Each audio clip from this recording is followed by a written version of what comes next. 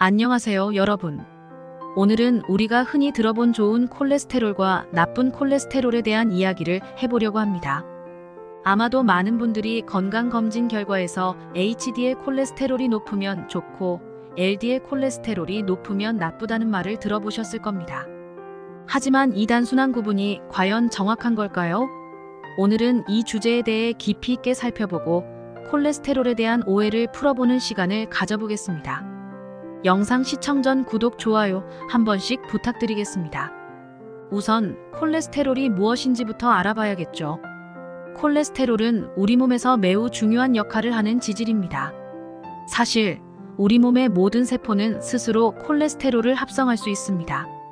그렇다면 왜 우리 몸은 이렇게 많은 세포들이 콜레스테롤을 만들도록 설계된 걸까요? 그 이유는 간단합니다. 콜레스테롤 없이는 우리가 존재할 수 없기 때문입니다. 콜레스테롤은 세포막의 중요한 구성 요소로 세포막의 유동성을 유지하고 물질들이 세포 안팎으로 이동할 수 있도록 돕습니다. 만약 콜레스테롤이 없다면 세포는 제대로 기능하지 못하고 결국 생명체는 존재할 수 없게 됩니다. 또한 콜레스테롤은 호르몬의 전구체로 작용하여 비타민 D, 코르티솔, 에스트로겐, 테스토스테론 등 중요한 호르몬을 생성하는 데 필수적입니다. 이뿐만 아니라 담즙산의 생성에도 필수적이어서 우리가 지방을 소화하는 데에도 중요한 역할을 합니다. 그렇다면 왜 우리는 나쁜 콜레스테롤과 좋은 콜레스테롤이라는 용어를 사용하게 되었을까요?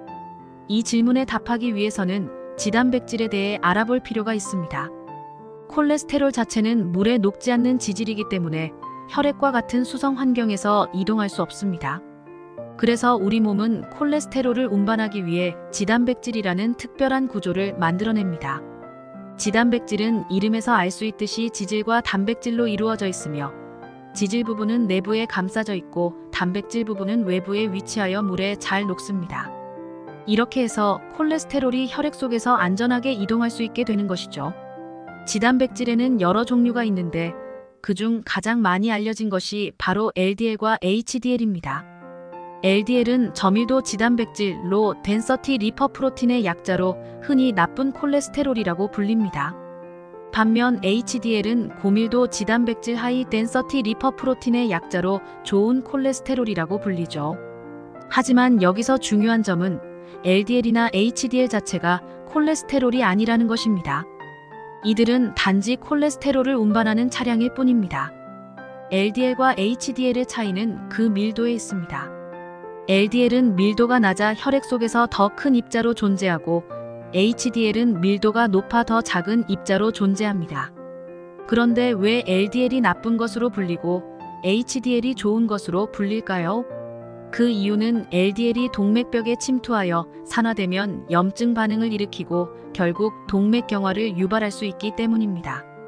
반면 HDL은 동맥벽에서 과도한 콜레스테롤을 제거하여 간으로 다시 운반하는 역할을 하므로 동맥경화를 예방하는 데 도움을 줍니다.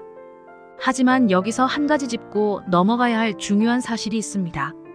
바로 좋은 혹은 나쁜이라는 표현 자체가 다소 부정확하다는 것입니다. 왜냐하면 LDL이나 HDL 모두 우리 몸에 필요한 기능을 수행하고 있기 때문입니다.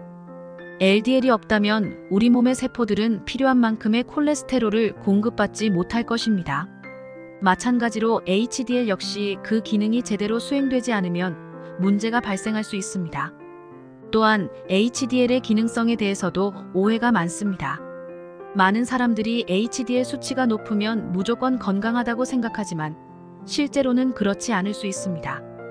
HDL의 양보다 더 중요한 것은 그 기능성입니다. 즉, HDL이 얼마나 효과적으로 동맥벽에서 콜레스테롤을 제거하고 간으로 운반하는지가 중요합니다.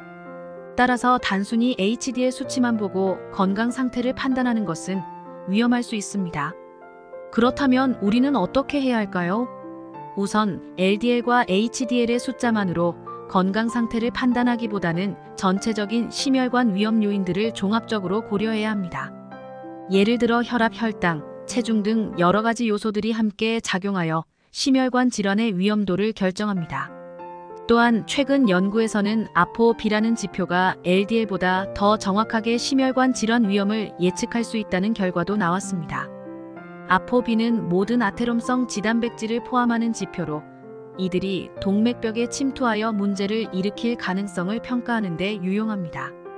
결론적으로 우리는 좋은 혹은 나쁜이라는 단순한 구분보다는 각 지단백질의 역할과 기능성을 이해하고 이를 바탕으로 건강 관리를 해야 합니다. 특히 심혈관 질환 예방을 위해서는 전체적인 생활습관 개선과 함께 정기적인 검진을 통해 자신의 상태를 정확히 파악하는 것이 중요합니다. 오늘 이야기한 내용을 요약하자면 다음과 같습니다. 콜레스테롤 자체는 나쁘지 않다. 우리 몸에는 필수적인 역할을 하는 물질이다.